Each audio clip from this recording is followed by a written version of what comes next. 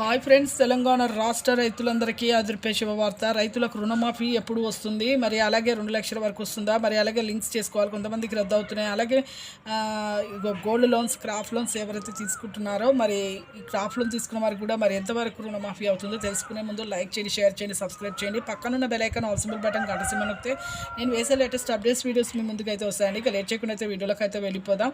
ప్రతి ఒక్కరికి రుణమాఫీ డబ్బులు 2 లక్షలలో రుణమాఫీ అయితే అవుతుంది. ఇప్పుడు డిసెంబర్ 9, 2023లో ఎవరైతే అప్పటి వరకు ఎవరైతే రుణాలు చేసి సరిగ్గా కట్టారో మరి వాళ్లకు మాత్రమే అవుతుందండి. ఇప్పుడు ప్రతి ఒక్కరికి అయితే రుణమాఫీ అయితే 1 లక్ష లోపు అయితే అవుతుంది. తెల్ల రేషన్ కార్డు కూడా ఉండాలి, ఎంపీసీ లింక్ చేసుకొని, phone number, Aadhaar card link చేసుకోండి. అలాగే గోల్డ్ లోన్స్ తీసుకున్న వాళ్ళు, అంటే క్రాప్ లోన్ తీసుకున్న వారు మరి వాళ్ళు కూడా 2 లక్షల వరకు అయితే రుణమాఫీ అయితే చేస్తామని చెప్పడం జరుగుతుంది.